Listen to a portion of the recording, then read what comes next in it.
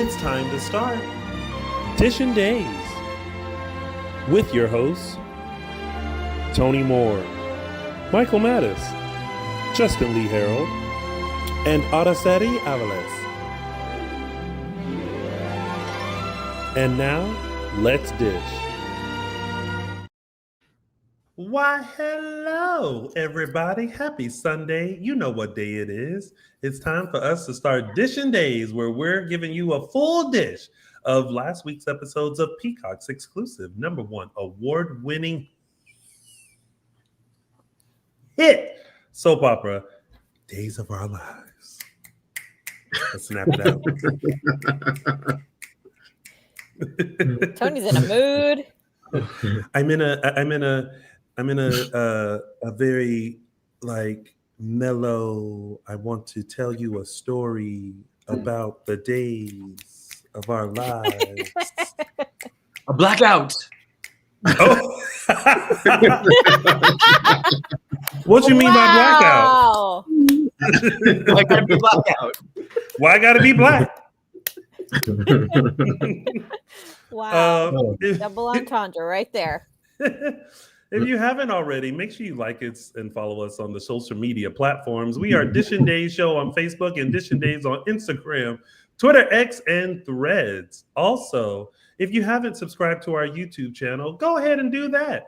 Click the subscribe button on our YouTube channel and hit the bell notification. That way you'll never miss when we go live or when we upload some fun content for you. In fact, last week, I was just unleashing a whole lot of content that we had for our members only.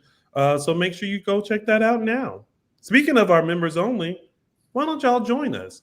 Join our exclusive members only page for $4.99. You can see some wonderful Days content brought to you first before we release it to the public. And you can join our virtual events where we hop on a Zoom and talk even more about Days. So if you want to be a part of all that, make sure you join our exclusive members only page. And when you do, make sure you pay attention to the welcome video. It gives you some instructions on what you have to do. If you are a current member and you have not watched the welcome video, then go welcome yourself and listen to it and then follow the instructions. Yeah. Also, if you need to take us on a journey, maybe you want to take a nice walk, dip your toes in the ocean, or maybe have a crustable in the park as you walk your dog, Molly. You can listen to all the stunt shows and shenanigans right here on your favorite podcast stations, Apple Podcasts, Spotify, and iHeartRadio. Just type in Dishin Days and follow us, add us, take us with you. Because sometimes we want to live outside of the box. He's on a roll today. I am. Also, show some love to our former co-host and my chocolate twin, Mr. James Lott Jr., who is the head bitch in charge over at JLJ Media. Go look him up on YouTube and where all podcasts can be found. He will give you an update on all of the other soap operas, including Young and the Restless, Bold and the Beautiful, General Hospital, and he just added an after show for Beyond the Gates with Candace Mack and Amanda. So make sure you guys go check that out, all on JLJ Media. And also, while you're there, wish them a happy 10th anniversary as they are celebrating 10 years of recapping General Hospital. Oh, wow. Yes. And on last week's episode, guess who you'll find? Me. Justin Lee Hareld. Oh, Araceli. I guessed wrong. Me. How was your experience over at JLJ Media? It was fun. Yeah. I love getting to play and dabble in other people's spaces. Yeah. Oh, do you? And they really appreciate me over there. Oh, do you? Oh, because we don't. Well, it's nice to be appreciated. Oh, so you're that girl. Yes. Likes to dabble in other people's spaces and be appreciated a lot. I don't have several tiaras for no reason. Oh. Doing the what now? Several tiaras. I guess this tiara. This cup is really for you and not for me.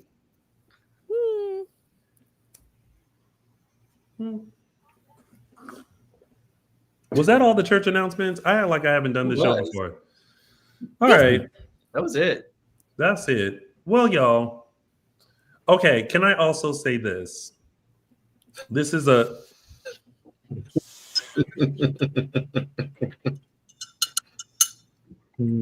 service announcement. Mhm. We know nothing about Day of Days. I have received several messages on all social media platforms asking for information about Day of Days. We know nothing because nothing has been posted. So thank you so much for your messages, but we don't know nothing. Yes, because as we have said repeatedly, we are not in charge over there. No, We don't work there. We don't work there. We clock in here. Yes. This our office right here. So because a lot of people have been messaging me, and I feel bad for ignoring them, but I just don't want to keep being like I don't know anything. And then when they don't get to me, then they go to Dishin Days, which is just us anyway. And then it's like it's like I don't know what they're gonna do, but we'll tell y'all some alternatives if you stay and listen to the rest of the show during news and gossip. Anywho, what do we think about this week's episodes of Days? Exactly. I thought it was a pretty This solid. week was fine. Yeah, I thought it was Yeah. It It was okay. Yeah, we got some forward movement with some things, and Yeah. It's clear now, though, this week was very, very clear that we are building to several different things. Yeah, like it wasn't just building. Yeah, it wasn't just a chit chat week. It's like really laying the steps. Like several people are coming, several big events are happening. Several people are coming? Yes. Really? Oh my gosh! Anytime I say that, I think of that character Leona from Mad TV. Oh, hi, Mom. It's football season for my mom, so I was like, "Is that a sports reference?" It is. I think I've heard that. Yep. But yeah. Anyway, anytime I say "really," I think of Leona Lewis from not Leona Lewis. Whatever her name is. Wrong Not way. the singer. Anyway, I thought this week was fine. There was a storyline that I was like, oh, that's interesting. And then there were moments of like, oh, and then it was like, wait, we doing like we keep doing all these 180s. Like who's in charge of who got the wheel? Who got the wheel? Yeah, I think this week left you confused, Tony. Or turned around, let's say. Yeah, maybe a little turned around. Well, every now and then I get a little. Oh, that's not the right turnaround. My mom has chimed in and said this week was okay. I love that my mom participates as a fifth member. All right. Well, now that we have kind of said that the week was okay, let's talk about why it was. Let's dive deep into this week's episodes of Days. It is now time to start Dishin Days. Oh, ooh, wow. That was interesting. All right, let's kick things off with our top storyline. Sophia. She has crazy eyes. Oh, yeah. And they were crazying this week. Every time, like Sophia. Like she's up to something. Like, what do you think of that? Someone walks by. I'm like, yeah, oh, I mean, girl, it's not you're even subtle. On the edge. She needs to, if she's drinking coffee, she needs to cut back. I'm again, this is another character that I feel like is doing a 180. Do we? Because I mean, listen, we've kind of been team Sophia a little bit because we were understanding like what she was going through. And actually, when I was driving back to the house today to log on to do this, I thought about it and I was just like what would make someone do that? And at first I was like, is this linked to like postpartum? And I didn't get a chance to like look up like exactly like what postpartum is and what the symptoms are and what it does and things like that. But I was also kind of realizing that no one really checked on her. Like no one, like I said a couple weeks ago, no one really made sure that she was okay. Like she was getting it from so many angles of like you have Tate being like trying to be slick and you know get information out of her about what happened with the baby, and then you got the baby actually being in Salem and her mom being like, oh, that looks like your brother when he was a baby. And I feel like all of this is going on, and I feel like it's a lot for one to handle, and I think she's snapping. Yeah. But she's not snapping in the right way, because I'm like, let's not be evil. Let me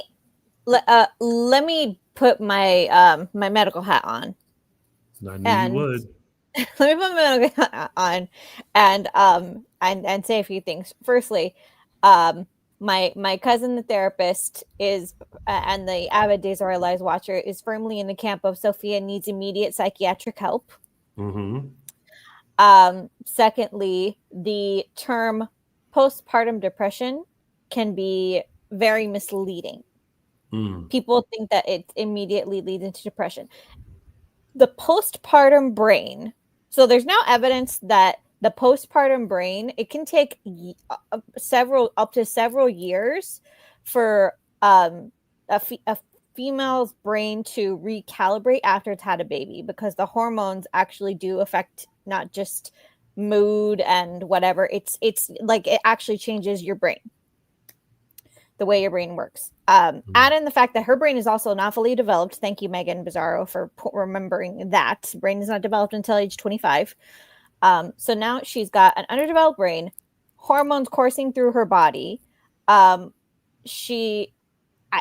Melinda took her to a doctor after she had the Soro, that doctor would have just taken care of her physically, wouldn't have necessarily taking care of her mental capacity and said, how are you feeling? And that's only something that has happened recently, like in the last couple of years, if you go to a good doctor. And I say that's if you go to a good doctor, if you're a woman who has good medical care and goes to a good doctor, only then are you going to get a doctor that follows up after you had a baby and says, and how are you feeling, and goes through it's a new protocol and checking on your mental health. Prior to that, people don't care. Like they just take care of the physical, and that's one and done. So basically her brain is like shooting off in all different directions right now. And because no one thought to take care of that, then yeah, it's not surprising that it would manifest in a wonky way. It is manifesting in a crazy way. Because I'm like, it's not just directed at Holly, or not just directed. Now she's expanding things. And now she's at everybody. It's almost like she feels like I took it that she somehow is of the mindset that the world is now against her. And this is her fighting response. And no, it's not what she should be doing, but we need to keep in mind all that she has been through, as we keep saying, all by herself. The only one that was really supporting her was Melinda, but in a way that wasn't really easing anything mentally. Like Melinda's the one that like came up with the lie, came up with the story to tell people. didn't think of like, you know, the repercussions or the long, you know, the long of it. So to say Melinda was supportive, there needs to be like a little asterisk by that. Like, Melinda's also not a doctor; she's a lawyer, so she did what she does best, what she knows how to do, what she wishes someone would have done for her in her case, which is not bad. You know, there was no ill will. She went into it with the best of intentions, but she's not a doctor. Yeah. So Sophia definitely didn't know. So Sophia didn't know herself to watch out for that, and she wasn't getting that support either. So the odds are kind of stacked against her in this respect. And now we're just seeing like we said, the manifestation of it. Justin? I think it'd be an interesting way to go if they pursue it as postpartum depression, or just psychologically something is changing with her. I actually think this is sort of classic Sophia. I think that she has a history of trying to control things that are related to her and not related to her. Yeah, I think that this is Sophia. You know, now she's waging a war against Johnny by proxy Chanel now. Like, this is her making a decision and expecting everyone else to go along with it and trying to control things that she has made a decision on. It's not, I'm going to control my behavior and who I am. I'm going to control everything around this situation, whether or not I have the authority. I think she's shown a pattern of that. I think the sympathy that I even have for her, and clearly other people do, I don't know if that extends to all this, honestly. I don't think it gets grafted over all of her decision making over the last how many months. I think some of it is her being controlling and her wanting things to go a certain way and getting caught up in all this stuff, really. And she's spinning out of control. You know, there's just an intensity. There's an intensity. Johnny back now. I mean, not Johnny. Sorry, she wants Tate back now. Now she had to be talked out of possibly killing Johnny. Like, what are we talking about here? Like, she's a murderer. Like, you use the right terms in terms that she's spinning out. But because it goes beyond control, trying to control the situation, because it's like, before, I agree, it could be part of her original personality before everything went to hell, but it's like for someone like that, then to suddenly have no control over the situation. And when Johnny and Chanel said that they were going to adopt the baby, I think that was a point where she snapped. Because before she was like timid, she was kind of, even with the Tate stuff, she was kind of like, oh, I'm just going to play it cool. Now it's like Michael said, there's an intensity to it that's like, oh, something is like, ugh.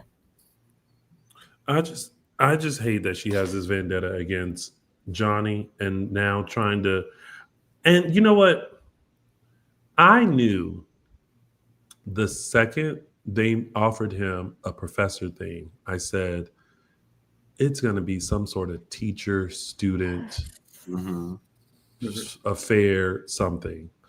What I didn't suspect was Sophia kind of laying the groundwork of, Johnny having some sort of inappropriate relationship with Holly. And I remember as she was sitting there at the Horton Town Square typing up that email or typing up that letter to spill this untrue tea, I thought in my head, don't bring Johnny in this. He just got off trial for murder. You want him to now go on trial for this? Like, girl, like, It's like, and it's interesting because I agree with so many of Sophia's feelings, just not the actions that she's taking towards them. So, Araceli, you made a comment about the point in which she kind of cracked was when Johnny and Chanel agreed to adopt the baby or backed out of the adoption. When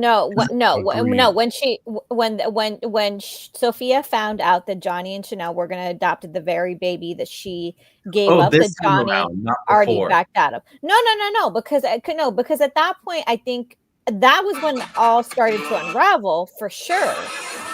And I think, sorry, things just pop up on the Down in front. No. but maybe that's fortuitous because that could have been the sound that Sophia heard in her head when she heard that. It looked like it because look at the change that Sophia had. Her eyes looked murderous when she saw that. Her eyes look guilty. They don't look murderous. They look guilty. She always looked guilty all the time. No. This was the week that her expression changed to like, I'm gonna kill him. Like, I really, really want to. And again, I don't agree with Sophia's actions, but the feelings behind those actions, completely valid. Like, to her, her hearing that he's gonna adopt, he's ready.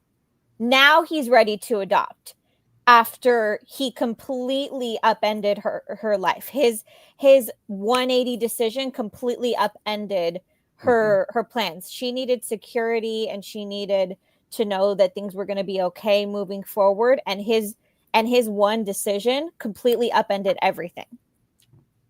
Yeah, I think she views Johnny as the catalyst of of all the things that have gone wrong thus far. Yeah, not that he is solely to blame, like you said. No. He's just the catalyst. That was the point where things started to unravel. If he and Chanel had just adopted the baby, then Sophia would have never given birth by herself and then had to drop the baby off at the fire station, then talking to Melinda and hatching a plan on how to still have the baby. So she means she had to fake her pregnancy for a little bit, fly to Chicago, pretend that she had the baby, then give the baby up, then come back and let Tate know that she gave the baby up and that the adopted parents took it right away, and then have to go find a fake photo. Like, it's just it is, in the words of Erykah Badu, on and on and on and on. And again, this is not us saying that Johnny is solely responsible for Sophia's pain. That's not what we're saying. It's that's how Sophia sees it, and you can see where the fact that she's like, she doesn't have any emotional support right now, that she's not getting the real help that she needs. That she's spiraling. So she hears Johnny, and there now is a real crack in her behavior. Not Debbie Bright calling him tater tot. And there's the other stupid part of this equation. I was gonna say, if we have to cast blame on somebody, somebody else, Tate. This and even Brady this week was like, "You dumb asshole! Like, what are you doing?" Yes. And do you know how bad? How bad it has to be for Brady to? Yes. Brady, who has like the worst luck decision making when it comes to women, if he's telling you that you screwed up, then yes, you screwed up, kid. This is just though it's interesting they're writing Tate like this, because this is similar. He tried to dupe Sophia the same way Brady tried to dupe what's her face before he actually fell in love with her, Eve. Wasn't he duping her for some reason? Wow. Yes. Yeah. Wait, what? Brady was duping Eve for reasons I can't remember, but then actually fell in love with her. She controlled a certain kind of something. She controlled something he wanted, and so he was trying to dupe her, and now here we are. Tate tried to do the same thing to Sophia. Stupid. Well, shut my mouth and call it Christmas. But yes, Leo Howard definitely plays dumb teen. Misguided. Well, let's not say dumb, just say extremely misguided. Let's say extremely misguided and just dumb. I call it dumb. Which look, most kids that age are dumb. It's like, but I'm not gonna coddle you and say you're not acting stupid. What good does that do you? Tater tot, you are being stupid. I just hope that I hope somebody pulls Sophia out before it gets too messy. That's my hope. I don't even have hope that Melinda can help, because Melinda seemed a little fearful, and so Melinda's probably if I would expect Melinda at this point to kind of almost start distancing herself, like just be like, okay, I got to be out of this, but we'll see what happens. You crazy? Yeah. You around here taking pictures of people naked but sleep, and I feel so bad for Holly. Yeah. She took she didn't have to. She had to take one picture. That's all.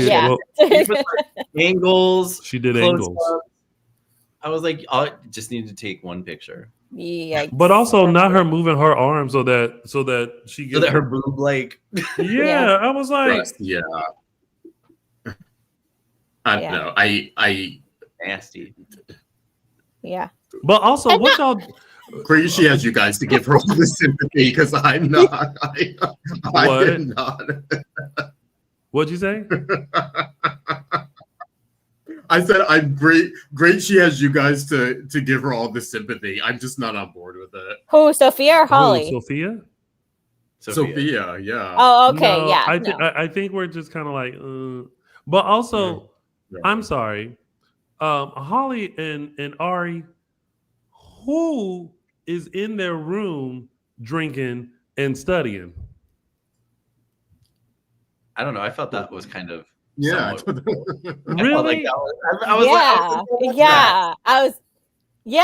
of the thing. Yeah. I felt like anytime people drank in college, it was at a party.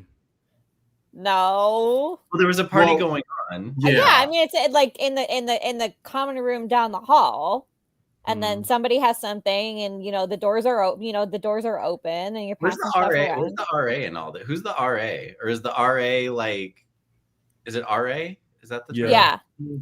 Where's the RA? Like, or maybe they're drinking too. Maybe I could have played the RA. Sometimes they're out. I could have been him. There's not a rule that the RA has to be there every single night 24/7. There's usually one, at least in my case, it was like there was one, one RA was in charge of the building per night. Oh no, did we have one on our floor? Did we have RAs on each floor? I can't remember because I was such a good student. Each floor thing, yeah, that's what I remember. Yeah, no, there wasn't. No, I mean, yes, each floor had an RA, but in terms of like there wasn't a rule they had to be there 24/7. Like on the weekends, there was one person in charge of the building. I like Victoria. Her criticism of Sophia is that she had her camera sounds on. Didn't have her phone on silent. Like her. Damn. I mean, I hate that this is my criticism, but Holly, girl, you're such a freaking lightweight. First of all, Brad K. Okay, I can pull off. If Leo Howard can be in high school, I for sure can be in college. Okay. Who gets that past? Who gets that just sick after 2 rum and cokes? Someone who's not a lightweight. Lightweight, yeah. If Holly's not, an 18-year-old who rum, really? Yeah. No, Araceli, you started somewhere at what point? Exactly. Yeah. Rum was actually my first drink. Yeah, but that's why I'm like, really? Okay. Young drinker Michael got sick off of 2 Smirnoff Ices. I got sick off of 6. Vodka's different. Is Smirnoff Ice? Oh, booze is booze. It was because I was new to drinking and I was a lightweight. Holly may be new to drink. Has Holly drank before? Do we know if she she must have. She knows what drink she likes. She was into the other drugs, right? Yeah, but with Coke, really? You seem more offended at the drink of choice than the action. Or you know what? I think it's delicious. I don't think that you can pass out from it. Maybe after like 5. What is Yeah. Frangelico? Is that I would drink champagne? a whole bottle of it. Somebody said the brown will take it down. Baby, the brown will take you down. Oh my God. It's been suggested in the chat room that maybe there was there was something in the drinks other than I think that must be it. And it happens if you're not the one pouring it, I thought the insinuation was Ari made her drink from the party and brought it back to her. She did. And that she just got drunk off of, But maybe someone at the party had spite. We saw Sophia put more. Like she sure did. Where'd she get that bottle from? That was like a sip. She was already drunk. Yeah, she was already. Where did Sophia get that? But I wondered that too. I was like, did she? But maybe she like passed through the party on the way home and just grabbed the bottle. It happens. Yeah. Well, watch your drink, folks. It also says drink vodka. The softer side of Sears in Sophia is gone. Usher in Sophie. Yeah. There's Sophia, who is sophisticated, trying to keep it together, young, life is ahead of her. And then there's Sophie, who will cut up it. Yeah. That being said, like, I was not mad at the Holly and Tate breakup because it didn't matter. So over that. Yeah, we're over it. We're over it. We're only over it. Holly doesn't need this in her life. No, she doesn't need this mess. And Tate pulling all of his bullshit, like No, sorry, Tate. Yeah, I mean, one thing having to deal with just Sophia, that's messy enough. But then the fact that Tate is pulling all of this other stuff, I don't care how well-intended it is. It's like, okay, you want to do that? Fine, go do that. But then don't expect her to wait around for you. It's how well-intended he's made it in his mind. Let's be clear about that. Like this well-intended, he that's him justifying his own bullshit. Yeah. It's not well-intended, it's selfish and ego-driven.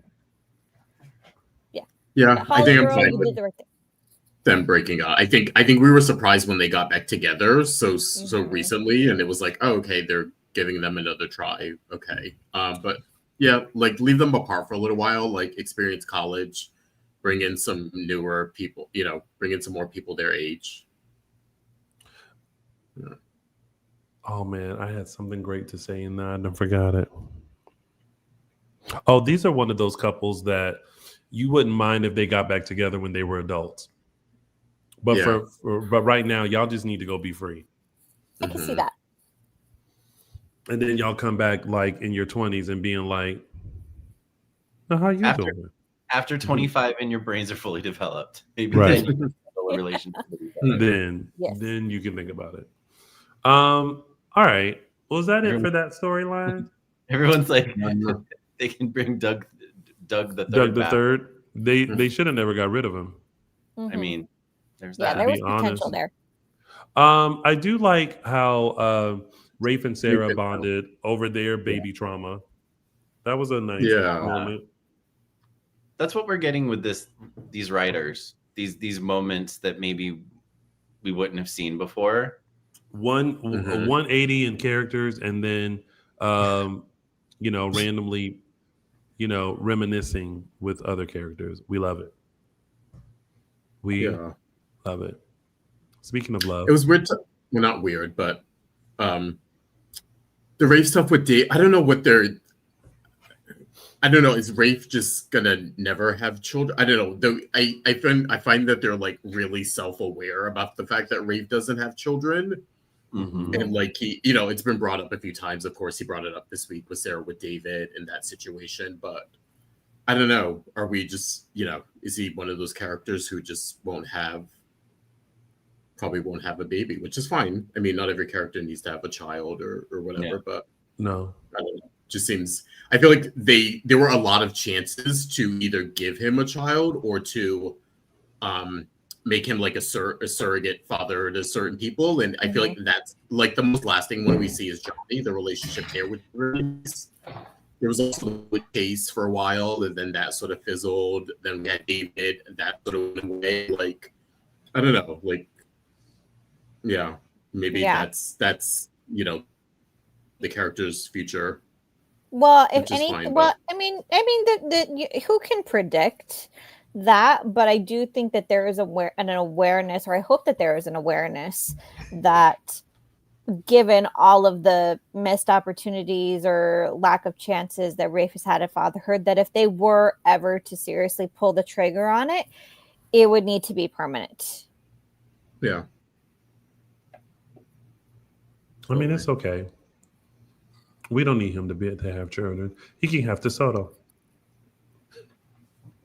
Oh God, what? Sophia's gonna kill him now? Like, I was she's kind gonna, of yeah, see that problem with that. It's all right. Next, If she did, it'll end up being Arnold Finnegar. yeah. Oh, Always possible. anything's possible. That's from Seussical the Musical.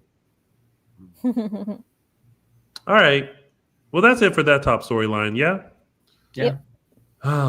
And what I feel every time I watch Days recently, I'm just in a fight or flight.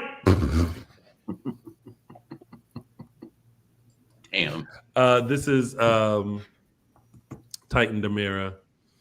All the characters involved in this. Is this another flip flopper that you were talking about? Well, okay. Yes. Let me just hold on. Let me just make sure. Okay. Yes. First of all, are we supposed to just not remember the past few months with Xander and Sarah? In terms of How hateful they were to each other. Yeah. And now they're all of a sudden, so pathetic and chummy with each other. I must be the only one who doesn't have a problem with this, because I feel like this is Araceli. I love Xander and Sarah. We all do. But I don't love them enough to be like, oh, they need to be happy all the time and blah blah blah. Like there needs to be conflict in the relationship, and to me, the conflict that they've been dealing with came from an authentic place, so I don't have a problem with it. But for that long, it happens. I appreciate that they're, it brought up a lot of stuff that they needed to deal with. I'm okay with it. I'm going with it, and I'm okay with it because they had the moment where Sarah at least. Okay, so Sarah apologized for her actions, even though her actions were based on an event that actually happened, but she's being lied to about. Oh yeah, Philip. Yeah, because like no one's being honest with her that Xander really put the beat down on Philip. Right. So there's still, and that's what bothers me about it. It's like there's still this lie hanging over them. They cannot truly be together and happy with this lie hanging out there. And so, but even so, it doesn't bother me that they've somewhat, well, they fully reconciled this week. Fully. I thought we were going to get another moment like this because the lighting was the same. Because the lighting was kind of the same, and I was like, oh, I wonder if they're going to have another slam down on the bed and yeah.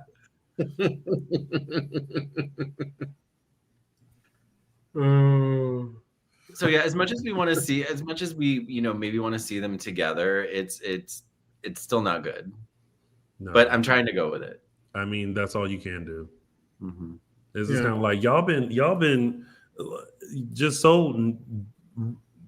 nasty and so rude to each other, And now it's almost like it's just kind of like, oh, that didn't happen. Well, some unexpected things at least have come out of this, which is why I'm okay with it. Xander going to anger management therapy, I think, was necessary for him to deal with stuff that was outside of his marriage to Sarah. Yes. I think couples therapy can be enormously helpful for them because I think it gives Sarah the opportunity to kind of have her eyes opened to a lot of the pitfalls that she has been, a part of in their marriage, instead of constantly blaming him for everything. Yes, he still has this lie, but there's so much else there that she needs to take responsibility for as well. And then there's, yes, Xander nearly beating Philip to death was terrible. And yet, look at how they are with each other now. It's unfortunately, it's kind of the way of the Kiriakis men, and I hate to say it, but seeing the four of them in that room together this week really hit home that no one is going to hurt each other more than the men in that room. They have been through the ringer together. They have hurt each other miserably. Let's not forget what Philip did to Brady a couple of years back. That was bad. And I think that Philip took that with him. He realized it was wrong. He did the work to actually fix himself on that. And so him giving Xander this opportunity for forgiveness and saying, I'm taking responsibility. If you want me to go, if you need to fire me, whatever, I'll go. And then Xander saying, no, you're staying here.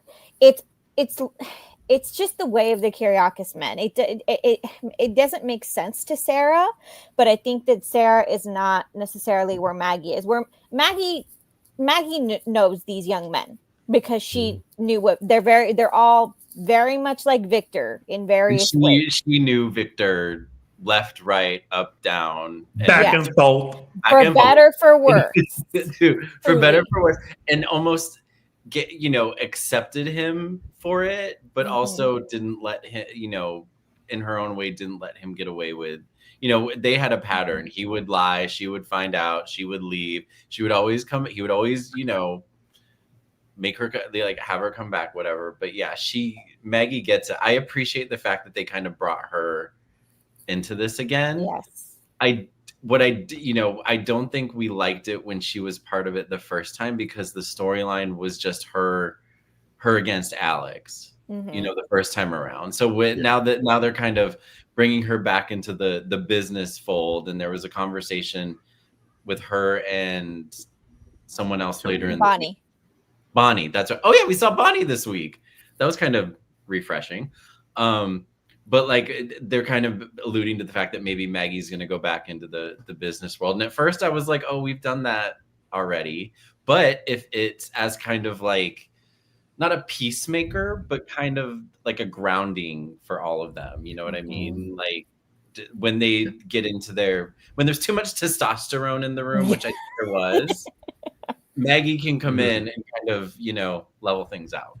Ooh, now, okay, Miss Maggie. Coming up in there being like, now Tony, it felt very Barbara and Shirley. Shirley, this is Barbara. Can I talk to you?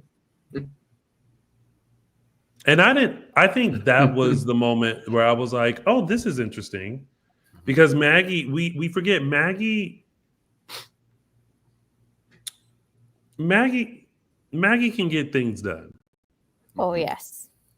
And I didn't realize the friendship that Maggie and Tony had, to where she approached him like, "What are you doing? This law, you gonna sue for what?" Like it just So I just don't. And honestly, when Brady was saying, why should we hold on to this? I was kind of like, I mean, it makes sense to me. He did make a point. My resistance to it was like, you guys are just gonna like. I didn't want them to give up. Mm-hmm. But at the same time, I was like, that does, he did make a good point. Yeah. And I mean, and I was just like, you know what, with the money that you guys I have, thought you Maggie guys can do like a Titan 2.0 or something. Yeah. Mhm. Justin, what were you saying about Maggie? Sorry, I think my internet's been shaky all morning, keeps going in and out. But yeah, I was saying, I think Maggie's the most interesting part of the storyline so far. I love the conversation with Tony. I like that this week that I think that this iteration isn't about like and threatening to kill people. They're really focusing on the personal relationships. And to be able to have that scene where Maggie comes in and has that type of conversation with Tony, someone who's her friend, but they're also on opposite sides of this feud here. I think Maggie a lot of romanticizes Victor, romanticizes his parenting. I think she in a lot. So on one hand, as much as I love her coming in and doing the battle cry of like, we all stick together, and her being the matriarch, I liked it. But also, like we said, Brady made some great points. The source of all of their misery has been this company fighting each other and trying to please Daddy Victor or Uncle Victor or head of the family Victor. All of it stems from that. None of them are really happy. And it's like, you honestly would all probably get along with each other better as a family if you didn't work together, if you weren't all striving for this. So as much as I want to fight with Tony and stuff, which I think we've been all clamoring for, Enemy's like, why do you keep signing up for this? Like, Tony, you take the money, split it all between you, and go and do your own things. Again, I'm sure that's not happened. This is so popular, but no. Just your internet is bad, honey. You kept going in and out. It sounds like you underwater. Right. You know what? Let me sign out. Mm-hmm. Let me sign out and come back in. Okay, sign out and come back in. We're gonna say a prayer for it. And while Justin is signed out, I will agree with. I'll agree with part of his point, which is that Maggie does tend to kind of romanticize Victor, but I don't think that she has ever romanticized his parenting, ever. I think she fully acknowledges that he put them boys against each other. He put those boys against each other, and I think that in many ways, I think Maggie and Tony kind of see the same things in both DiMera and Titan, which is that an unfortunate part of the problem was the two heads of those companies at the time. And that, the kid, they had so many kids and so many heirs between them that nothing was ever going to be settled necessarily. And Victor in particular made a point of pitting son against a grandson, etc. And there's nothing to say that you can't build on the legacy that he created without making it your own. Mm-hmm. Like, Victor's gone. Stefano is gone. For all, is Stefano gone? Stefano's gone.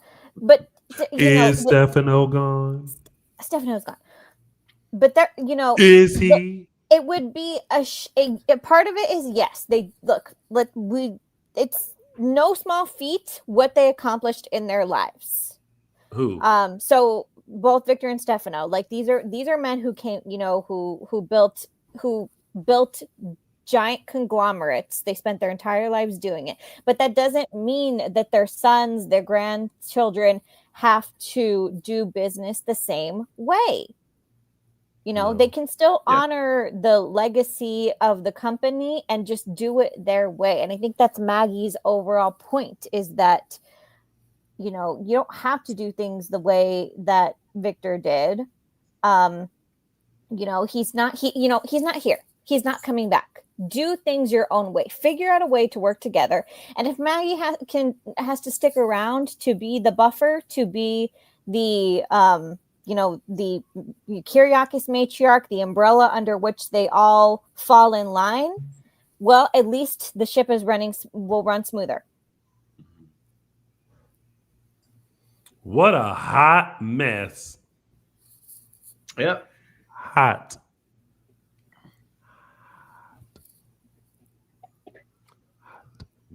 Do y'all think Theo should be a part of this hot mess? Not until things are settled. Exactly. Yeah, I was gonna say not right now. Not a part of this. Yeah. But it looks like if we know our soap operas, he's going to be a part of it. He's going to be either a wrench in things, maybe. Well, from Tony's perspective, not a wrench in things, might actually be of help of some kind. But he may be another factor in this. Yes. I hope when he started embracing the fact that he's a DiMera, that he wears a red suit with an exaggerated collar. You always think that the red suit works, but it doesn't work in every occasion, Tony. I know that you love it, but it really does not work in every occasion. I think he was just making a Lexi reference. Thank you, Michael Mattis. I know. But practically speaking, the red dress does not work as well as the red suit does not work as well as the red dress. Well, you want him in a dress? What's wrong with that? Nothing. I'm just saying. Theo chooses to make his statement. I don't remember Tony ever expressing some affinity for red suits. Theo will make his stance however he chooses. In a red suit like his mama. We shall see.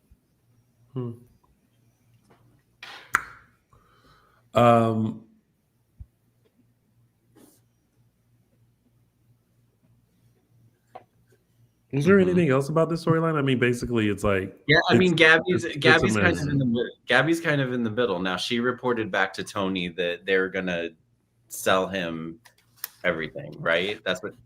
Yeah, Gabby is. I sense it already. Gabby, you in danger, girl. Yep. She better stop going back and telling that man they business. You gonna get called up. She better stop going where? Back and forth. Okay. Back and forth. I'm just saying. She's got snacks though. She does. She's that girl. No, she's that's the mom in her coming out. Always have snacks. I appreciated that because that's office, at least where I've worked. That's always when they replenish the snack shelves. You go up and you don't just get one thing. You replenish your stash because the good snacks will be gone. Yes, they will. The shitty snacks will be. So you got to take your stash. So when you want your gummy bears, they're just in your drawer. Exactly, baby. I don't want the banana. I want the sun chip garden salsas. Sun chips, yeah. And those are all gonna be gone. All that's gonna be left are like the healthy granola bars that taste like bark. I don't want the Nature Valley granola bar that's gonna leave crumbs all over my desk. Everywhere. Baby, give me the Hershey bar. Give me the barbecue potato chips. Give me the Doritos. I do not travel without gummy bears. I do not. And or chocolate covered berries. Okay.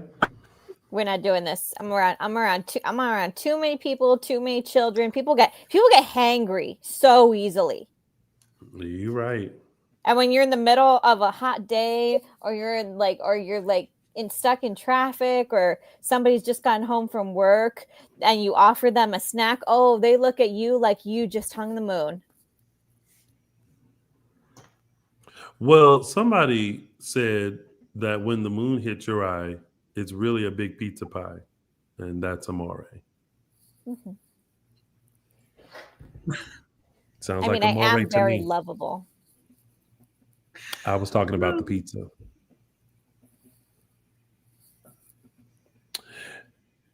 Back and forth to this top storyline. That's pretty much it, right? Are we done with it? Yes. Let's have a gala, shall we? Yes. Let's have a gala. Let's have a gala for the Tom Horton free clinic inside the paying clinic. I'm sorry. You know what? Let me tell you this. If they built a free clinic on top of a hospital, baby, all of my appointments will be at the free clinic. Sir, what you doing here? Physical. We don't do that at free clinic. You about to learn today who's the intern. Okay. Sure. Let me go upstairs. You need to go upstairs and get some medicine and will. You don't need my insurance card.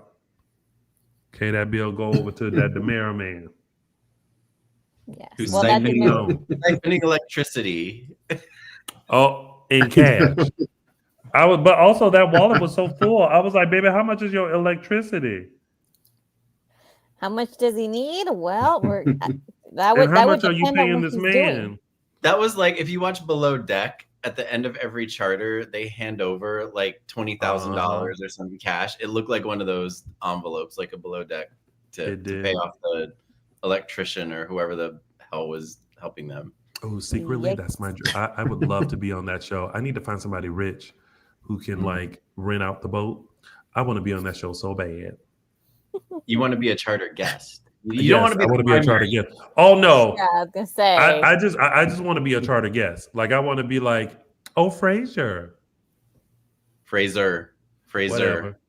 I'm like, are you with your boyfriend, or who you kissing on the boat this time? He lives in LA now, by the way.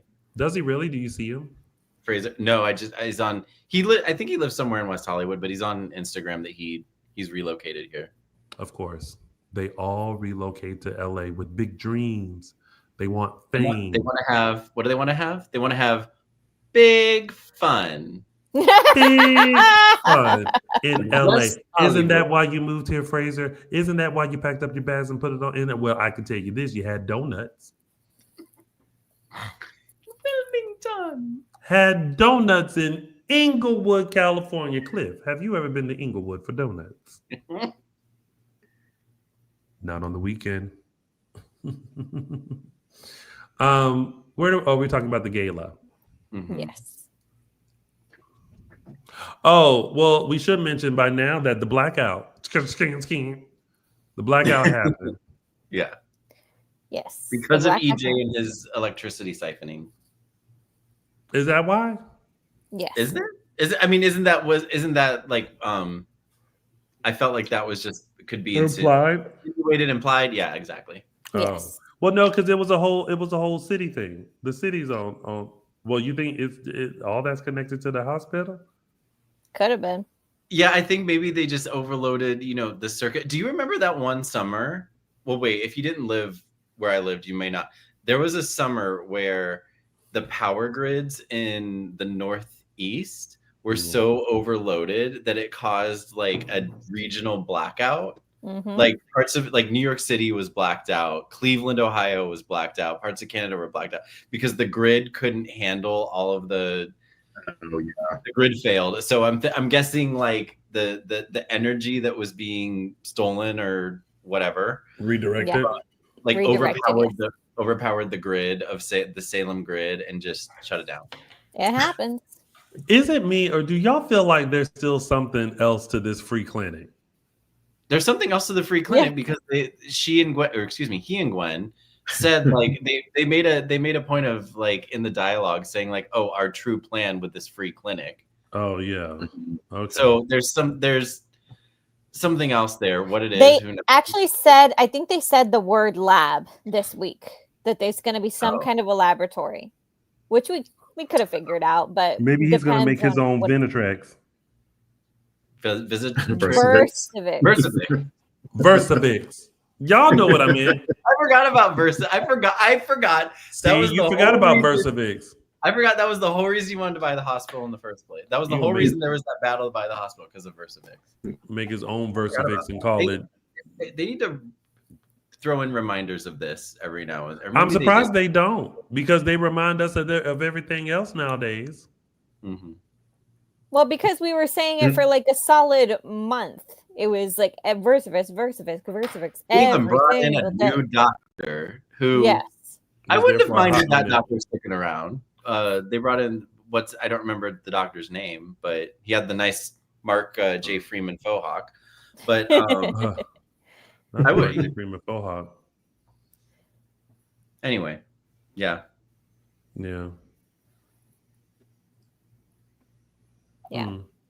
So it's gonna be that'll be that, and then they set it up the blackout for Kat and Chad to be spending some alone time together, and EJ and Belle to be spending some alone time together. Oh, and Belle's part of it was like she's worried that John's money is going to be used for nefarious. The money he left to the hospital is going to be used for nefarious reasons, and she can't have that. And she brought it to Marlena, and Marlena was like, "You do what you need to do. I'm going to sit here and read my book." Yes. Which is Marlena's right. Yes. Yeah. You do you, honey. Let Marlena rest. She needs it. Yeah. Okay. Justin, are you talking or every time you talk, does the Wi-Fi go out? Yeah, it keeps going in and out. I'm trying to wait for it to stabilize to say something, but because right now all we're getting are the Justin smirks. We're the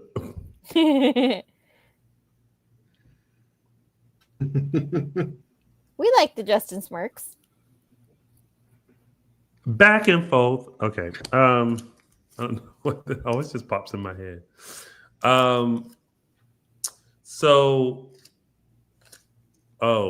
He gave up. Who gave up? Justin.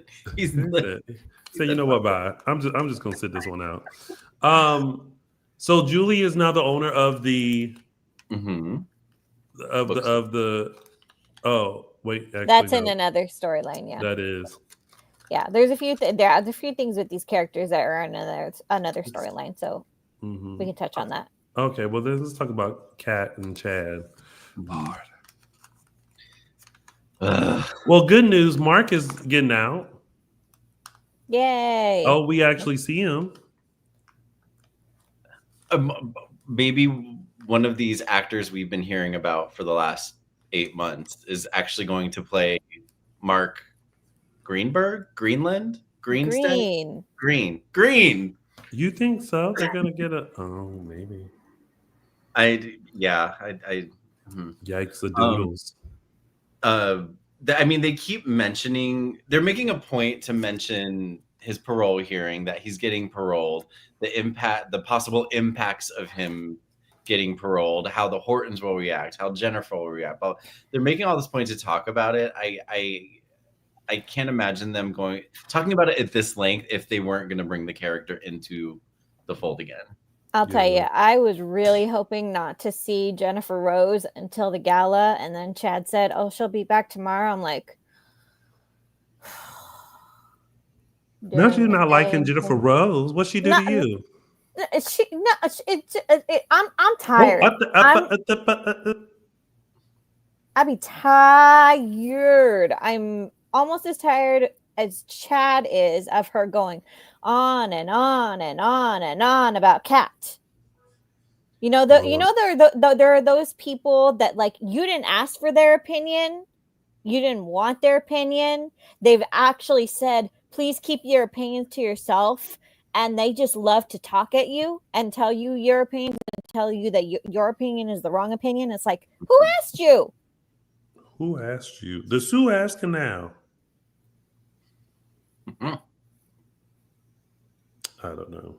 Yeah. Look, it's an important I guess it's an important issue in your life. You're allowed to have an opinion on it, but the fact that you're just spouting on and on and on and on and on and on about it, it's like, Girl, at some point, Well, no progression in Chad and Kat. No. They're kissing at least. They're establishing where to meet. Took them how long? A year to get to that point? Forever. Mm-hmm. Jesus. They're in the fun stage, and I think that's another reason. What fun stage? This ain't fun. What fun stage are they in? I don't know. They look like they were getting to some fun.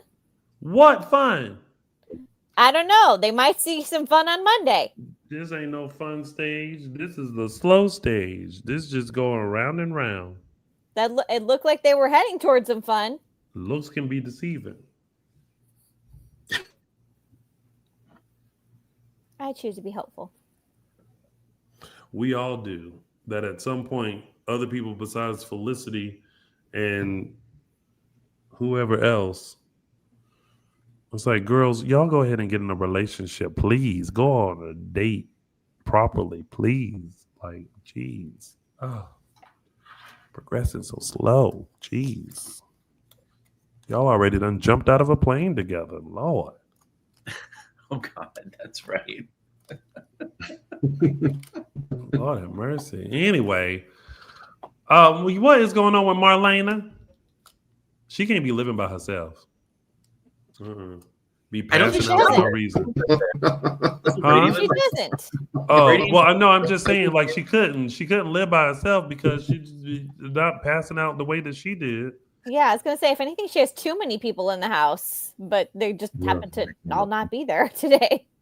That's a big condo. I think Marlena's issues, like her defenses, her physical defenses were down because of all of the grieving, and so I think maybe I'm thinking it's just like she's just worn out. Like Araceli would say, she's tired, and maybe this is how it's manifesting, or she has some sort of debilitating illness.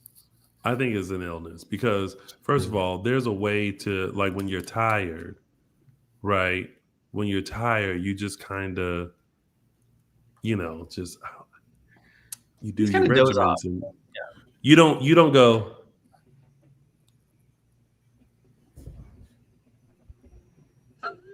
See how that was different? Yes. She probably has a chronic condition that requires the need for a specialist. Well, we don't know because they done ran every single test. I repeat, specialist. Sarah is not a specialist. She a doctor. She's not a specialist. But she don't know where to send her to. Yes, she does.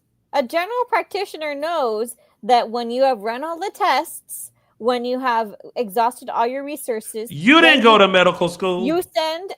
I see my doctor. You go. They give you a referral to see a specialist, whether that be an internist or a neurologist. Somebody who has more knowledge than you. We'll bring your doctor on here. I want. You give them a piece of paper says, "Here you go. Go see this person." Bring your doctor here next week.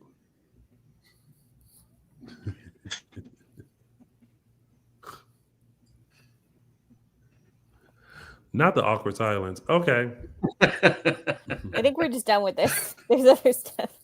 We don't know what's wrong. Something's wrong with Marlena. We don't know what it is. Sarah's run a bunch of tests. And we don't know. We don't know. Nobody knows.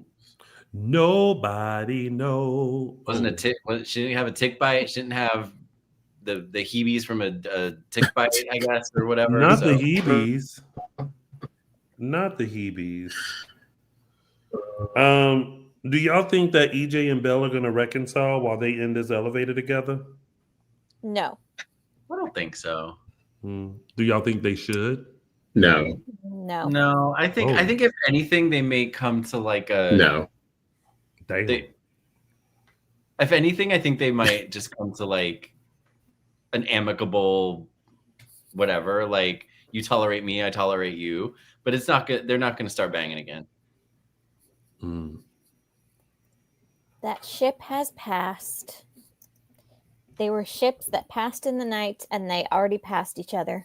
Strangers in the night. Those ships sank. Not sank. They sank and broke apart and grounded a bunch of people. Yeah. All right. Is that it for our top storylines? I think so. Yeah. I think so too.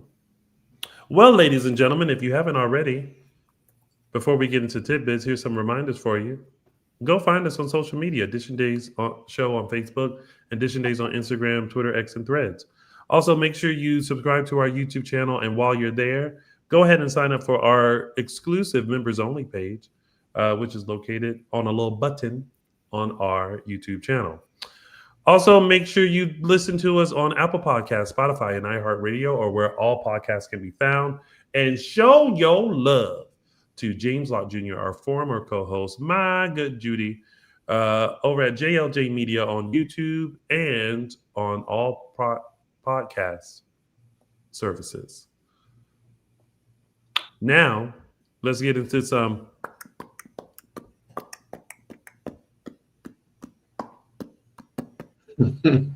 tidbits. If I had been the extra or the background player sitting at the bar who Robert Scott Wilson kept hitting with that fucking glow stick or whatever, I would have taken it. After the third time, I would have taken it and been like, I was like, this background actor probably just came into work and they're like, you're going to be sitting at the bar today. Great. Then all of a sudden, this bro, boom, boom, boom. Like, excuse me. You can tell some people don't go dancing by the way they don't know their own wingspan. I know mine, and mine is get out of my way. Yeah. But it was cute though that was a way to just kind of keep Felicity calm, keep the spirits up. Mixed reviews of the rave. Well, yeah, just a little bit. These scenes were the best. This was so dumb. Well, I think it's because, I mean, there are. I think there is such a thing as a silent rave. So unless you're like there's a silent disco. Yeah. So unless you're the one with the headphones in and you're all into it, yeah, it's gonna look, weird. Yeah. Yeah. Look, Felicity enjoyed it. She got her mind off the blackout. That's all that matters. Mm-hmm. And also, Chanel is. While I have very mixed feelings about Johnny's capabilities as a father, Chanel is very much ready for motherhood because she knows the most important lesson. Never throw anything away. Anything can be reused. She's going to all listen. those bulk items you get at the Dollar Tree, the extra... The Dollar Tree? What are you buying in bulk at the Dollar Tree? All that extra paper, the crafts, the popsicle sticks, the glue, the decorations. You buy them in bulk, you spread them out, and you don't throw anything away. You know that little red sparkler that you got on the 4th of July. Guess what? You can use it at Christmas. That twine that you used to hang something up for some, kind of summer decorations. Guess what? It can be used for the fall. Don't throw anything away. Y'all get that stuff out your house. Don't you listen to Araceli. Get that stuff. Get that stuff out your house. Declutter. Declutter. And we repurpose leftovers too.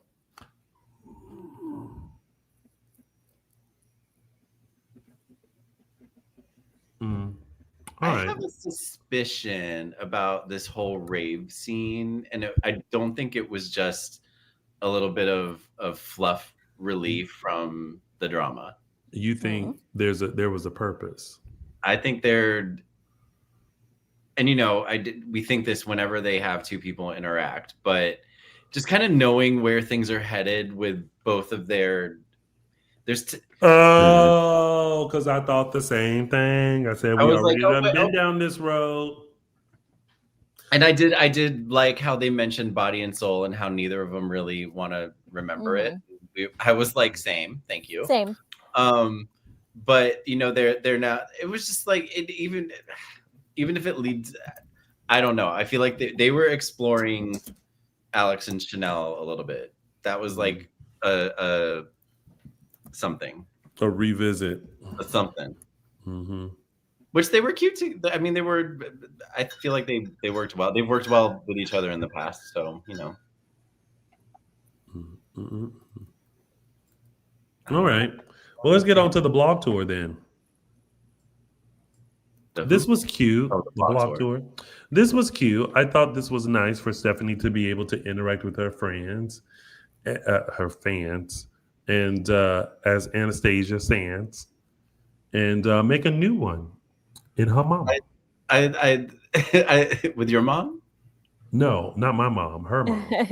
Right. Yeah. I like that they brought Bonnie into this, and she was kind of, I don't know. I appreciated seeing Bonnie, Judy Evans, and like that she clocked that like, oh, well, if you were late because of the blackout, that means you're in Salem. Oh, yeah. Stephanie. She got up out of that, though. She said, baby, my publishers are in Salem, okay? Mm-hmm. That's why we were late. They're the ones that bringing me in, okay? So back up. She spun that real quick. She did. Because she's in PR. With a background in race car driving. She did good. But part of me wanted to tell Kayla, like, Kayla, you would get mad if someone would come into your office and start looking at some of your patients' charts. Why are you all up in your daughter's private files? Like, I know that it's sitting there, but that's still not an invitation for you to pick up and start reading mom thing. Mom's parents are nosy. Even my dad, when he came to visit me last year, he was all up in my kitchen, like, and I'm like, what are you looking for? I'm like, what do you need? First of all, you looking at the house does not entitle you to opening up these drawers. Okay. If you want to look in a cabinet, ask. If I'm not here, wait. Okay. So that was just, for me, that was like, that was just her. That was just a mom. That was just a parent thing. I don't want to say mom specifically because dads do it too. So parent thing. But it looked like the blog talk was successful. People love her, and hopefully she has another great book coming out. A mystery of the desert. Yes, but the most important aspect of this is that there's someone, she's got a stalker, and I think we all know who it is. Yep. They mentioned him this week, didn't they? Or am I imagining that? Oh, yes. That was the part we mentioned earlier. Julie had a quick little... and this is the part where I get really frustrated with Julie again. Hey, didn't you two used to date? And Stephanie's like, yeah, it didn't end well. Who? Oh, Mr. Jeremy Horton. Mr. Jeremy Horton seems I had to look up. I had to look up their history because I forgot. I think that was during the time. I know that this is going to sound strange to say, but that was during the time I wasn't watching Days. It's like it started during the summer. They brought on Jeremy Horton and a relative of Abe, Jet Carver. And then both of them only lasted like the summer. Like it was. They were on the show for a very short period of time, and I'm trying to remember what I was trying to remember too. I don't remember the exact like all of the events. I just remember like Jeremy and Stephanie were together, and then there was a big breakup, and they left. I think Jet and Jeremy were into some shenanigans, right? The story goes Jeremy was into some shenanigans. Jet was pretending to be a part of the said shenanigans, but he ended up being an undercover ISA agent. Which nobody remembers because it was bad. It was bad. But the lasting point that everybody does remember, or at least we would like Julie to remember, was that Jeremy Horton was a piece of garbage. And abusive, right? He was abused. Like that's why I call him garbage, because he was abusive. He was emotionally and physically abusive to Stephanie. And this is the one scene that I will never forget, was him trying to cozy up to Alice Horton. And the look, and Alice always had like a nice look on her face. She adored her family, she loved her family, but the look that she gave him, I think that was the first time I ever saw Alice Horton give a look like, really? Like, get the fuck out of here. Yeah. Yeah. We So he yeah, was a but left. Like, yeah. he was something else. Yes. Well, I'm guessing. So if it is in fact Jeremy Horton, and he does reveal to be Jeremy Horton, I feel like a lot of this history will be Revealed. Yeah, revealed. Yeah. Yeah. Mhm. I'm guessing Stephanie will recount it to someone, either Jada or Alex or Yeah. Somebody. Yeah. At the last time that we saw him. So this ends up being Mike Horton's son. For those who are not up to date on history, this ends up being Mike's son and he was born off screen. And they brought him back once unsuccessfully. He was a piece of garbage. He left very quickly. But it ended up being, and the only reason I didn't think that it needed to be revisited, but then I started thinking about Stephanie's romantic history, and I'm like, there's a point that they're making here. I don't know how, we have no idea, how or who is, is coming back as this person, but I think that this is going to a larger point about Stephanie's romantic history and the trepidation that she had in moving in with Alex. And I realized that it's like Stephanie really is kind of gun shy because she's really had very bad luck in her romantic history. And it's not necessarily like she has one problem with, a repeating pattern of guys. It's like it's almost like they all had like their own individual problems. Yeah, they were their own brand of bad, and Jeremy just happened to be one of the worst. Okay. Well, thank you for that lesson. We got it from you. Appreciate that. Thank you. Oh, and that's it for the blog tour, right? Is that where we were at? Yes, we were. Now let's go into the new chapters of everybody's life. Oh, okay. Okay. She said, let me take this upstairs to the room, honey. Now I know they not, but I for 2 seconds was like, I know they not about to kill off Foster. Like, how dare you? Yeah, right. I'm not sure where they're going with Foster. I don't know. Foster don't like going to the doctor or listening to the doctor. He need a new kidney, liver, lung, throat. Like, he just need new everything. Yeah. I mean, he said, I'm about to get up out of here, though. Yeah. So wait, he was diagnosed with kidney failure?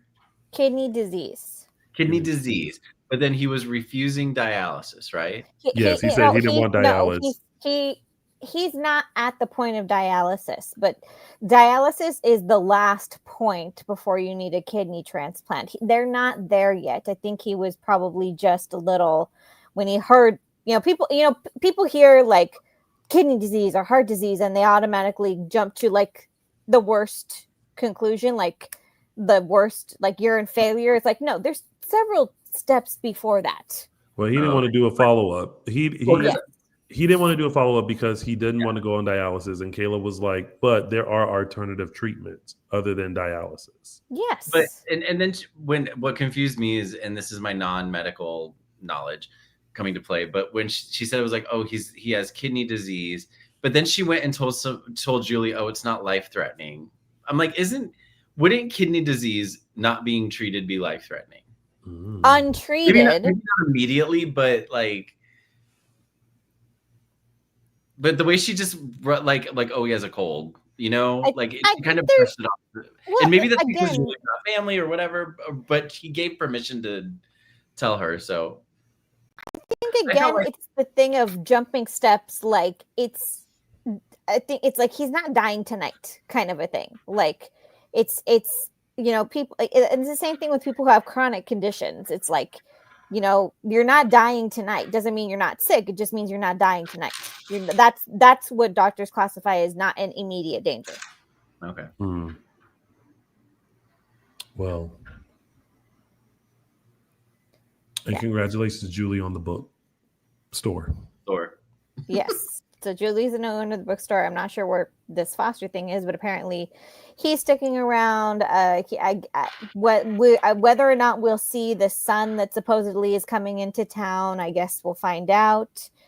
Like I said, yes, like I said at the top of the show, there's actually quite a few people coming to town. Supposedly, we just don't know who or when. Is there? Because I don't remember any other announcements. We know who's coming. Oh, you don't remember the ones from 9 months ago, Tony? No. We know who's coming to town in December. Who? Santa Claus. Santa Claus is coming to town. Santa Claus is coming to town. Santa Claus is coming to town. The Pointer Sisters version. Oh, I don't know that one. That's the best version. That's like the only version. I have to listen to that. Look it up. Who else is in the new chapters? Well, we already talked about Abe, Pauline, and Theo. No, we didn't. No, we didn't. We touched on it during the DiMera thing, but Abe, we didn't touch on Abe's part of it. Yes, so that's interesting to me. They brought up this dude that Theo went to high school with and was not very nice to, and Abe is now being his mentor. He's going to be his literacy mentor. So I guess the way it was explained is that this kid, I think his name is Liam, went to high school with Theo, tortured Theo from middle school onward until they both graduated. Mm-hmm. Theo went on with his life. Liam went on with his. Liam, I guess, got into some trouble. Bell was the prosecutor on the case, and his public defender worked out a deal with Bell where he would take a plea and then he would be offered a literacy program as well, and a mentorship. So that's where Abe comes in. And this is right up Abe's alley. This is like perfect for him. And I was kind of, he even said it. Yeah. He even said like, I'm like, cause she was like, you don't want to be dealing with a criminal. And he's like, I've been dealing with criminals my whole career. Like this is what he does. Yeah. Yes. Except this is a different spin on it. And I love this angle for him. This is perfect for someone like Abe. And the fact that it's someone that used to bully his son, I think is even more perfect, because it's like, it's a layer, but it's not a layer of like, oh, I'm gonna get back at you, or I'm gonna right the ship kind of a thing. It's like, well, what was going on in your life that caused you to behave that way towards Theo? And Theo, to his credit, is sitting there and he doesn't seem to have any objections to it. He understands his dad's point of view. I give Theo credit for that, because he could have easily had something against it. And you gotta poor Theo, so he comes back to town, he encounters JJ being a cop again, he has his feelings about that. Now he finds out his dad is going to be a mentor to his high school and middle school, high school bully. And so now welcome home, Theo. Theo's like, I gotta deal with all this shit. You feel for the guy. I feel for the guy. But Theo is also sitting in his gratitude. In that conversation, you could see him taking it in. And I think that's one of the things that I really, really love about Tyler as an actor now, is that he's bringing that element to Theo where you can see the wheels working in his head. You can see that he's absorbing what Abe is saying and Abe's rationale. And so he's taking it all in before he responds, which is why I think could definitely be leading to a really important storyline for both Abe and Theo to their relationship as a father and son, is also for them as individuals, because this is right up Abe's alley. And Theo, to his credit, is like, he's sitting in his gratitude. And I said, I had an incredible dad. I still have an incredible dad. I don't know what this guy's been dealing with, you know, if he has nobody, then and he needs somebody, you know, it's like it's not like he's gonna take my dad away from me. I'm a grown man, you know. Or maybe he's just trying to remember the next line. I think that this iteration of Theo is so dynamic. I think there's a lot that's So about many to come ways. out because there's a lot that he's dealing with. You know, we talked about the fact, you know, that he met up with Jada about JJ becoming a cop again. Now the bully. I think they're going to dig to Theo a little bit more than what they have before. Because I feel like Theo was very surface and like we knew what was going on, like as far as like within the confounds of like Sierra, him, Trip, Claire. You know, it was all very much that. Now I think they're gonna really dig into him more, which will be great. Yeah, because he's grown now. He's grown. He's been through things. He's been through life. There's just so much to do with him and so much for him to consider now. Well, let's hope they do it. And do it. Do it till they satisfy, whatever it is. Do it. Okay, anyway. All right. Johnny's a whole mood today. Very much a positive mood, though. All right. Well, that was pretty much it for days, right? Welcome back, Justin. Hi. I don't know if you could hear me clearly. Yeah, I can hear you. Okay. Yeah, I can't see any of you. Oh, you can't see us? Yeah, but we can let's see just keep you. going. It's all we right. can see you. It's okay. I don't know what's going on, but yeah, at least you can hear me clearly. Yeah, we can see you too. You're like, it's almost like Honey, I Shrunk the Kids. Oh, is like, it? Oh. And like you're the big version looking at us like. Oh, really? All right. Well, keeping things moving along. That was your week of Days of Our Lives. Now we are heading into our segments, and we're going to start off combining one of our segments. It's a gift. Oh, snap. That was beautiful. We did this because Araceli and I picked the same person to receive the It's a Gift and the 3 Snaps Award, and that is... That's right. We ain't slapping bitches. We punching. She cold cocked him. Yeah. That's a cold cock right there. Like, listen. Even he was like, shit. Yeah. Listen, when I tell you, because I was expecting a slap, but Holly said, I was like, oh, we slapping, we punching folks now. I was like, And it was so good that I had Mr. Dylan Matthews do the reverse, because I want to see it again. Reverse. Slow-mo. Oh, it's so good. It's better the second time around. So Ashley Puzimis, I think I said that right. Puzimis, Holly Jonas.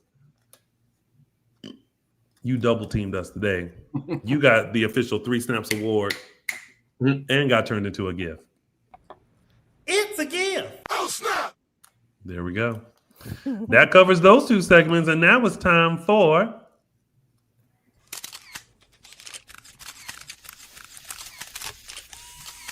Caption That. All right. This week's Caption That photo comes courtesy of Tina Hong, a.k.a. Melinda Trask. And this week's caption... goes to dun, dun, dun, dun, dun, dun. Where's the save button? There it is. This week's caption that goes to Eric David Battershell, Eric D Battershell on Instagram with his caption, Holly, you're in danger, girl. I know she's talking. I know she's with Sophia, but in her mind, she's thinking, Holly, you in danger, girl. Mm-hmm. You sure are, because that look definitely says, "Oh, bitch, you crazy." Yeah. Yeah. And that was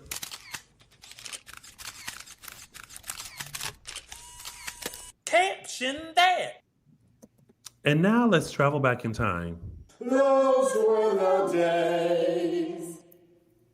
All right, everyone. To start off, I'm taking back to September 22nd, 2005, and this is where Kate exposed Sammy as Stan at her wedding to Lucas. If you guys remember the whole Stan saga, that is one of our favorites. And after the show, or after the dish, head out to our page to my Those Are the Days Extended, where I do a recap of the whole Stan saga, how it started, the behind the scenes stuff, and of course what transpired under that interesting kind of umbrella storyline that we got. Yeah, so that was September 22nd, 2005, when Kate exposed Sammy as Stan here. I love that storyline. Yeah, it was a good one. I liked it until they went to war. Then they got went to war, lost his leg. I was like, shark has been jumped on this. But I did like this reveal scene where it was very appropriate that Kate busted her and the way it was done. A lovely reveal, yeah. And shout out to Ian Brody, Brody Hutzler, who played Patrick Lockhart, who gave Justin a shout out on his Those Were the Days Extended about Patrick Lockhart. So check it out. But now you can go ahead. I was gonna say he's done a couple of replies back and forth, but he's down to come back. He said whenever we want to start advocating for Patrick Lockhart to make an appearance, he's down. I think we've campaigned for him before, haven't we? Yeah. Enough time has passed. I could see it. He'd be welcome. Is Patrick still in jail? We don't know. I think he's out. No, I think he's out because they mentioned Bonnie visited him one time. It was like a throwaway line. Well, yeah, because Bonnie's not in jail though, but not. She visited him someplace else. Oh, okay. Yeah, he could come back. They could easily bring him back. And welcome back. Welcome back. Bonnie could invite him to stay at the Kiriakis mansion. What's her face? Maggie would have a problem with it. Mm-hmm. He'd get a job somewhere, maybe at Julie's bookstore. It's right there, people. You wrote it already. The man's available. Just take it. Take it. All right, and that was Those were the days. And now it's time for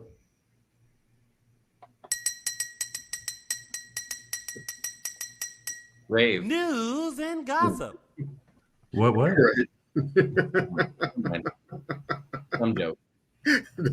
Start off, we have a couple of interviews. Interviewer John Contratti sat down with some of Salem's best over the last couple of years for his show Up Next with John Contratti. He has a couple of latest interviews with Paul Telfer and Jackie Harry. You can check out his library for a lot of the other stars pictured. So go ahead and check out his series of interviews. Check them out at buzzsprout.com/1909166. And then really quick there, buzzsprout.com/1909166. Yeah. Then Ashley Buzemis sat down with Women's World to talk Days drama, her Emmy nod, and what she really thinks of Holly and Tate. So to go check that out, you can go to womensworld.com to hear her thoughts on those. Woman's World. Yes, next up, we are wishing a big happy birthday to Josh Taylor, our Roman Brady, who celebrated his birthday this past week. Happy birthday. And it is a happy anniversary to Sal Stowers, who celebrated 10 years since she debuted on Days of Our Lives as Lonnie Price. We now know that Sal is back filming as Lonnie, so we look forward to seeing her very soon. Yeah. And since Tony mentioned them at the beginning of the show, Lori Beth is hosting 2 events the weekend of November 7th and 8th. Mm-hmm. If you want to email her, lorimatrix@yahoo.com. Yeah, see, there's something else. All right. And that was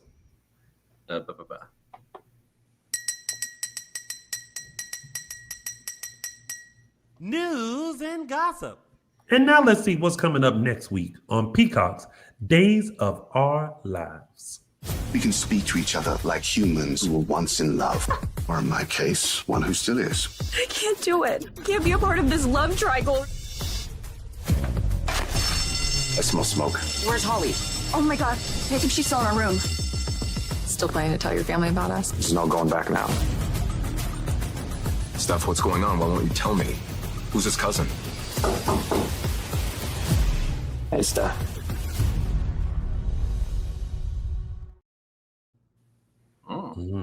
First of all, you're not allowed to have candles or any hot plates or anything like that in college. Yeah. Nope. Speaking of Dollar Tree, you can buy candles that you just like flip on, like they're Yes. flameless. And why was it laying on her bed? I think it was laying on the nightstand next to the bed, or a table next to the A bed, chair. That next to didn't, you. that or didn't whatever make no sense. makeshift. None of that makes sense.